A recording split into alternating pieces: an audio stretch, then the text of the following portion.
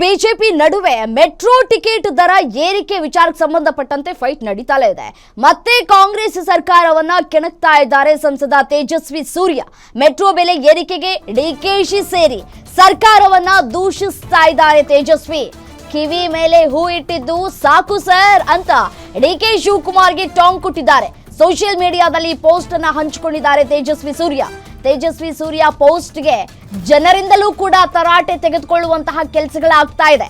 ಕೇಂದ್ರ ಬಜೆಟ್ನಲ್ಲಿ ಖಾಲಿ ಟ್ರಂಕ್ ತಂದಂತಹ ತೇಜಸ್ವಿ ಅಂತ ಹೇಳಿ ಟೀಕೆಗಳನ್ನ ಮಾಡಲಾಗ್ತಾ ಇದೆ. ತೇಜಸ್ವಿ ಸೂರ್ಯಗೆ ಹಲವರಿಂದ ಭಾರಿ ವಿರೋಧದ ಕಮೆಂಟ್ಗಳು ಕೂಡ ಬರ್ತಾ ಇದೆ. ಒಂದ್ ಕಡೆ ತೇಜಸ್ವಿ ಸೂರ್ಯ ಅವರು ಸರ್ಕಾರದ ಕಾಲು ಎಳೆಯುವಂತಹ ಕೆಲಸಕ್ಕೆ ಮುಂದಾಗ್ತಾ ಇದ್ದಾರೆ.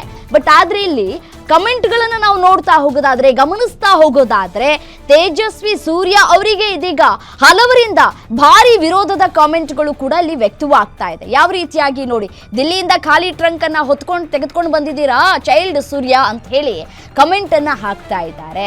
ಏನು ಕೊಟ್ರು ನಮ್ಮ ರಾಜ್ಯಕ್ಕೆ ನಿರ್ಮಲಾ ಅವರು ಅನ್ನುವಂತಹ ಪ್ರಶ್ನೆಯನ್ನ ಕೂಡ ಮಾಡ್ತಾ ಇದ್ದಾರೆ.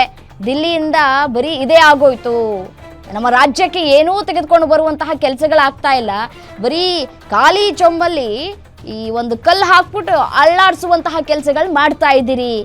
ಮಾಡೋದಾದ್ರೆ ಸರಿಯಾದಂತಹ ಕೆಲಸಗಳನ್ನು ಮಾಡಿ. ಬಜೆಟ್ನಲ್ಲಿ ಕರ್ನಾಟಕಕ್ಕೆ ಖಾಲಿ ಚೊಂಬು ತೆಗೆದುಕೊಂಡು ಬಂದಿದ್ದೀರಿ.